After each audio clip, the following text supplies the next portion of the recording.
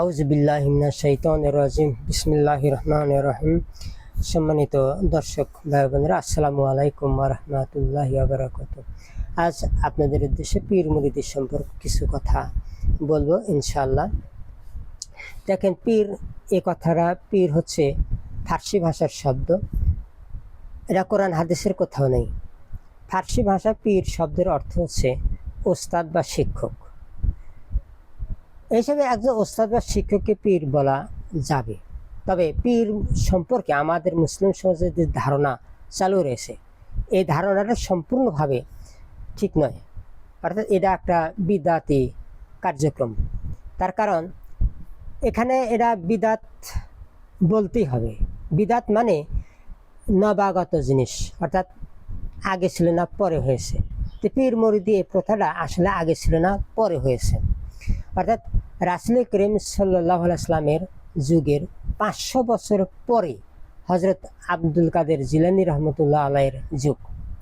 এই 500 বছরে পীর মুরিদি সম্পর্কে কোনো কথা ছিল না। এবং তিনি এবং খাজা মঈনুদ্দিন চিশতি সহ যারা বড় বড় ওলি আল্লাহ ছিলেন, তারা কখনো এ ধরনের পীর মুরিদি করেছেন বলে কোনো প্রমাণ নেই। বরং তারা রাসূলের আদর্শ কায়েমের জন্য তারা সর্বত্র প্রচেষ্টা চালিয়েছেন।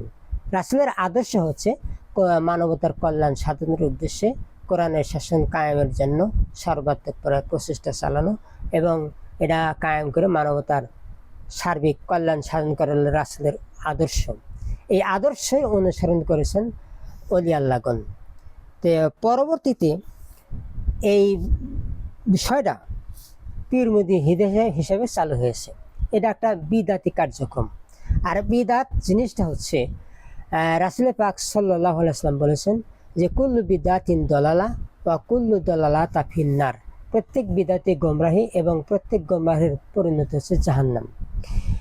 এছাড়া রাসূল সাল্লাল্লাহু আলাইহি ওয়াসাল্লাম আর একটা হাদিসে বলেছেন যে সমাজে যতটুকু বিদাত কায়েম হয়, ঠিক ততটুকু এই সুন্নাত অর্থাৎ ইসলামের বিধিবিধান উঠে যায়। বাস্তবে আমরা ঠিক তাই দেখি। যারা পীর মুরিদি করেন তারা কোরআন সুন্নার বা কোরআন হাদিসের কোনো ধারেন না। কোরআন সুন্নার যে মূল বিষয়, অর্থাৎ রাসূলের আদর্শের যে মূল বিষয়টা, সেটা হলো হুয়াল্লাযী আরসালা রাসূলাহু বিল হুদা ওয়া দীনিল হাক্কি লিইয়ুযহিরাহু আলা দীনি কুল্লিহি ওয়ালাউ কারিহাল মুশরিকুন। তিনি সেই মহান সত্তা যিনি রাসূলকে দুনিয়াতে পাঠিয়েছেন সত্য দিন সহকারে, যেন তিনি মানব রচিত সকল মতবাদ, সকল প্রকার আইন কানুনকে উৎখাত করে দিন ইসলামকে বিজয়ী করতে পারেন, অর্থাৎ ইসলামী হুকুমত কায়েম করতে পারেন। এটাই হলো রাসূলের জীবনের উদ্দেশ্য। কিন্তু এই উদ্দেশ্যকে যারা গ্রহণ করে না বা রাসূলের এই মিশনকে যারা পছন্দ করে না, আল্লাহ তাআলা বলছেন ওয়ালাউ কারিহাল মুশরিকুন, যদিও মুশরিকরা এটা পছন্দ করবে না। তাহলে দিন কায়েমের জন্য যারা প্রচেষ্টা করে না, তারা আসলে মানব রচিত আইন পছন্দ করে। এই জন্য আল্লাহ তাআলা তাদেরকে মুশরিক হিসেবে উল্লেখ করেছেন। কাজেই দিন কায়েমের জন্য যারা প্রচেষ্টা করেন না, তারা ইমানদার বা আল্লাহর ওলি হওয়ার কোনো প্রশ্নই আসে না। এখানে একটা প্রশ্ন থেকে যায় যে আলেম নাম ধারণ না করে তারা কেন পীর মুরিদি ধারণ করেন? এটা একটা প্রশ্ন।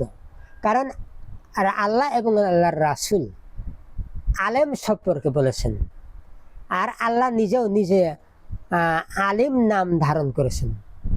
যেমন আব্দুল আলিম, অর্থাৎ আলিমের বান্দা, অর্থাৎ আল্লাহর নাম আলিম। এছাড়া আল্লাহ তাআলা নিজে বলেছেন যে ইন্নামা ইয়াখশাল্লাহ মিন ইবাদিহিল উলামাউ, আল্লাহর বান্দাদের মধ্যে যারা আলেম তারাই আল্লাহকে ভয় করে। আবার বলেছেন যে ইন্নামা ইয়াতাযাক্কারু উলুল আলবাব। উলুল আলবাব মানে জ্ঞানী মানুষ, অর্থাৎ আলেমরা আল্লাহর নসিহত কবুল করেন। এছাড়া আল্লাহ নিজেই বলেছেন যে ফাসআলু আহলি যিকরিন কুনতুম লা তা'লামুন, তোমরা যদি না জানো তাহলে আলেমদেরকে জিজ্ঞেস করো। এইভাবে আল্লাহ তাআলা আলেমদের সম্পর্কে বলেছেন। আলেমদের কাছে দিন শিক্ষা করার জন্য আলেমদের কাছে যেতে বলেছেন, কোনো পীরের কাছে যেতে বলেন নাই, হুকুম করেন নাই। এছাড়া আল্লাহ তাআলা আল্লাহর রাসূল বলেছেন যে আল উলামাউ ওয়ারিসাতুল আম্বিয়া, অর্থাৎ আলেমগণ হচ্ছেন নবীদের ওয়ারিস। পিতার অরিস যেমন সন্তানরা, পিতা মারা গেলে পিতার সম্পত্তি যেমন সন্তানরা পায়, অনুরূপভাবে রাসূলের রেখে যাওয়া দিন নামক এই মহান সম্পদ আলেমদের কাছে আছে, এই কথা রাসূল বলছেন। কাজে আমরা আলেমদের বাদ দিয়ে কেন আমরা পীর নাম ধারণ করি, তাদের কাছে আমরা কেন যাব? এখানে আল্লাহ তাআলা রাসূল আরো বলেছেন যে অসংখ্য আকাশে অসংখ্য তারকার মধ্যে চাঁদের যে মর্যাদা, সাধারণ মানুষের মধ্যে একজন আলেমের ঠিক সেই মর্যাদা। তাহলে একজন আলেম সম্পর্কে রাসূল কত বড় কথা বলেছেন। এছাড়া রাসূল বলেছেন, যে ব্যক্তি কোনো আলেমের সাথে কথা বললো, সে ব্যক্তি আমার সাথে কথা বললো। যে ব্যক্তি একজন আলেমের কাছে বসলো, সে ব্যক্তি আমার কাছে বসলো। তাহলে আল্লাহ এবং আল্লাহ রাসূল আলেমদের মর্যাদা সম্পর্কে কত বড় বড় কথা বলেছেন। তা আল্লাহ এবং আল্লাহ রাসূল শুধু আলেমদের কথা বলেছেন, আলেমদের কাছে যাওয়ার কথা বলেছেন। দিন নামক এই সম্পদ আলেমদের কাছে আসে, এই কথা আল্লাহ এবং আল্লাহ রাসূল বলেছেন। তাহলে আমরা যদি সে আলেমদের কাছে না গিয়ে যদি পীর নাম ধারণকারী কোনো লোকের কাছে যাই, যারা কোরআন হাদিসের ধারে না, এদের কাছে যাই, পীর নাম ধারণ করেছেন, তারা কোরআন হাদিসের কোনো ধারে না, কোরআনের কর্মসূচি তারা গ্রহণ করে না। আল্লাহ তাআলা বলছেন যে ওয়ামান আদাল্লু মিম্মান ইত্তাবাআ হাওয়াহু বিগাইরি হুদাম মিনাল্লাহ। সূরা কাসাসের 50 নম্বর আয়াতে আল্লাহ তাআলা এই কথা বলছেন যে ওই ব্যক্তির চেয়ে বড় গোমরাহ আর কি হবে, যে ব্যক্তি আল্লাহ তাআলার পক্ষ থেকে আগত হেদায়েত বাদ দিয়া স্বীয় প্রবৃত্তির অনুসরণ করে। অর্থাৎ আল্লাহ তাআলার পক্ষ থেকে আগত হেদায়েত হলো কোরআন এবং সহিহ হাদিস। কাজে কোরআন এবং সহিহ হাদিসের বিধান বা কর্মসূচি বাদ দিয়া যারা মন গড়া কোনো নিয়ম পদ্ধতির অনুসরণ করে, তারা কিভাবে আল্লাহর ওলি হতে পারে, তারা কিভাবে ইমানদার হতে পারে, তাদের পিছনে আমরা কেন চলি? সূরা আরাফের আপনার 2 এবং 3 নম্বর আয়াতে আল্লাহ তাআলা বলছেন যে ইত্তাবিউ মা উনজিলা ইলাইকুম মির রাব্বিকুম ওয়া লা তাত্তাবিউ মিন দুনিহি আউলিয়া ওয়া কাম মিন ক্বরিয়াতিন আহলাকনাহা। আল্লাহ তাআলা বলতেছেন যে তোমাদের রবের পক্ষে তোমাদের কাছে যা নাজিল করা হয়েছে তোমরা শুধু তার অনুসরণ করো এবং তাকে বাদ দিয়ে আর কারো মাতব্বারি মানবে না। তোমাদের ও অতীতের কত জাতিকেই নামে ধ্বংস করে দিয়েছি। তার মানে হলো আল্লাহ তাআলা এখানে বলতেছেন যে তোমাদের রবের পক্ষ থেকে যা নাজিল হয়েছে তা কোরআন এবং সহিহ হাদিসের অনুসরণ করো, এটা বাদ দিয়া আর কারো মাতব্বারি মানো না। তার মানে কোরআন এবং সহিহ হাদিস বাদ দিয়ে অন্য কেউ যদি কোনো নিয়ম পদ্ধতি চালু করে, কোনো নতুন কথা আবির্ভাব ঘটায়, তাহলে কোশ্চিনকালেও তাদের কথা মানতে যাবে না। রাসূল সাল্লাল্লাহু আলাইহি ওয়াসাল্লাম বিদায় হজের দিনে বলেছেন যে আমার পরে আর কোনো নবী আসবে না, তবে আমি তোমাদের সামনে দুটো জিনিস রেখে গেলাম, কিতাবুল্লাহ এবং সুন্নাতু রাসূলুল্লাহ। অর্থাৎ আল্লাহর কিতাব কোরআন এবং রাসূলের সুন্নাতুল সহিহ হাদিস।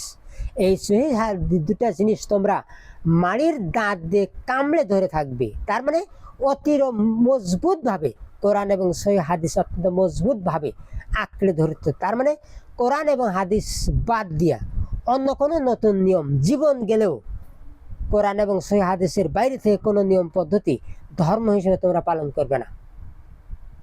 একথা পরিষ্কারভাবে রাসূল উল্লেখ করেছেন। এছাড়া কোরআনের মধ্যে আল্লাহ তাআলা বারবার এই কথা বলেছেন যে কোরআন এবং সহিহ হাদিস এর বাদ দিয়ে এর বাইরে তোমরা কখনো যেতে পারবে না।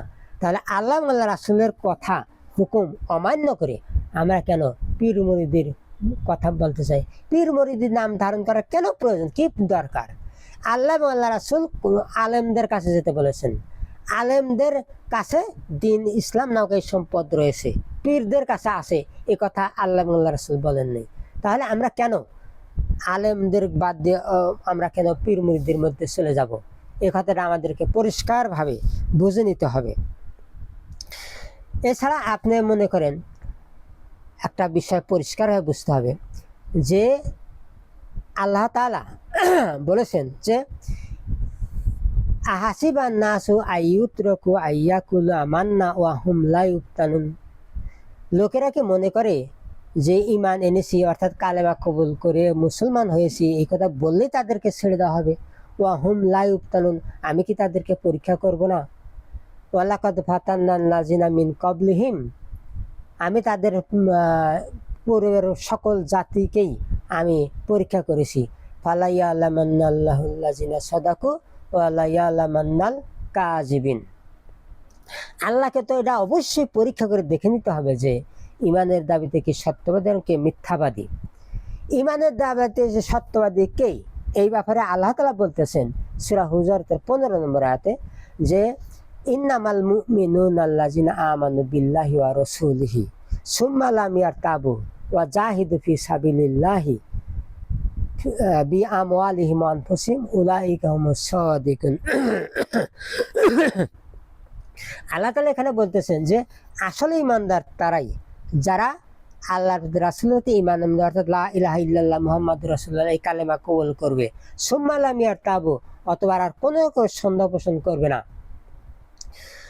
অর্থাৎ আল্লাহ ছাড়া আর কোনো আইনদাতা নাই, এই ব্যাপারে কোনো সন্দেহ থাকবে না।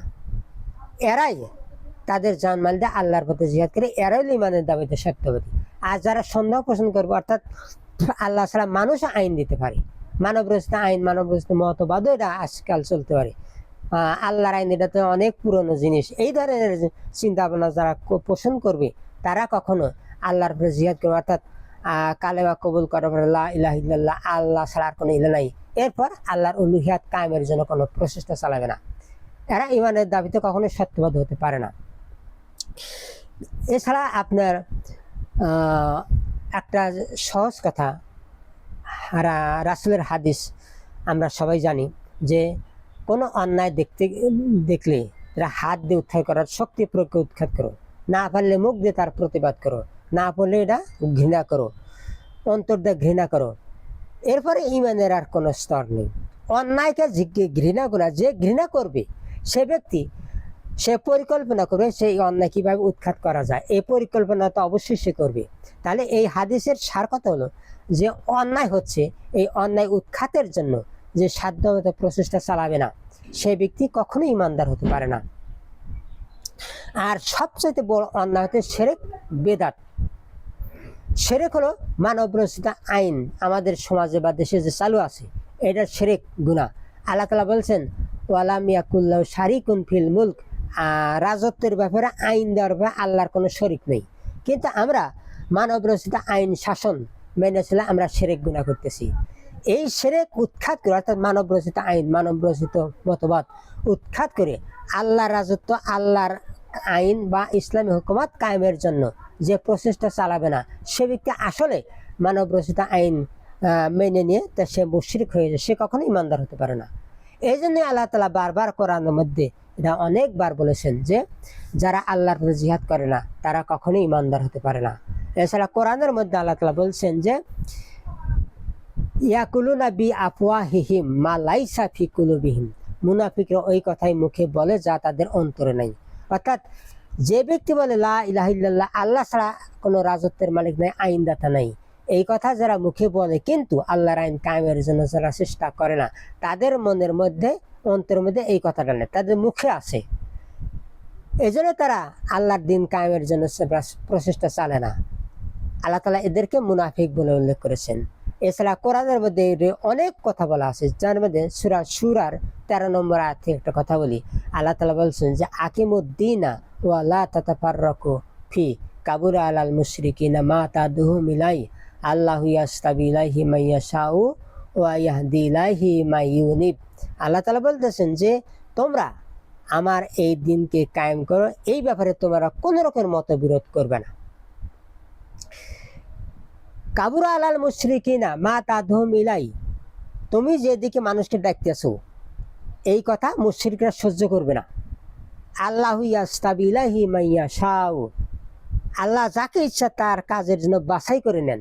তাহলে এই আয়াত থেকে এটা পরিষ্কার যে যারা দিন কায়েমের জন্য চেষ্টা করে না, আল্লাহর ইসলামী হুকুমত কায়েমের জন্য চেষ্টা করে না, কোরআন সুন্নাহ ভিত্তিক রাষ্ট্র ব্যবস্থা কায়েমের জন্য যারা প্রচেষ্টা চালায় না, আল্লাহ তাআলা বলতেছেন এরা হলো মুশরিক, এরা হলো ছাঁটাইকৃত। আর যারা এই প্রচেষ্টা চালা আল্লাহর জিহাদ করে, আল্লাহ তাআলা বলছে এই লোকগুলো বাছাইকৃত। তাহলে দিন কায়েমের জন্য, ইসলামী হুকুমত কায়েমের জন্য চেষ্টা করে তারা হলো আল্লাহর বাছাইকৃত বান্দা, আর যারা চেষ্টা করেন তারা হলো ছাঁটাইকৃত। কাজেই যাদেরকে আল্লাহ ছাঁট দিয়ে রেখেছেন, ছাঁটাই করে দিয়েছেন, এরা কিভাবে ইমানদার হতে পারে, এরা কিভাবে আলেম হতে পারে, এরা কিভাবে পীর মুর্শিদ হতে পারে? সম্মানিত হাজিরিন, এই কথা না পরিষ্কারভাবে জানতে হবে। আল্লাহর পথে যারা জিহাদ করে না, আল্লাহ কোরআনের মধ্যে বারবার বলেছেন এরা ইমানদার নয়। কাজেই আমাদেরকে এটা পরিষ্কার বুঝতে হবে, কোরআনের আলোকে যারা টিকতে পারে না, তারা পীর মুরিদের নাম ধারণ করে কোরআন হাদিস বহির্ভূত পন্থায় তারা দিনের খাদেম সাজে, এরা অবশ্যই ভণ্ড। এবং এই ভণ্ডদেরকে পরিত্যাগ করা বা এদের কর্মসূচি যে বিদআতি কর্মসূচি, এগুলো জনগণের সামনে উন্মুক্ত করে এগুলো উৎখাতের জন্য আমাদের সর্বত্র প্রচেষ্টা চালাতে হবে। এই আহ্বান জানিয়ে আপনাদের প্রতি এই আহ্বান জানিয়ে আজকের মতো এখানে শেষ করছি। বাকি কথাগুলো পরবর্তী পর্বে দেখার জন্য আপনাদের অনুরোধ জানিয়ে এখানে শেষ করছি। আল্লাহ হাফেজ। আসসালামু আলাইকুম ওয়া রাহমাতুল্লাহ।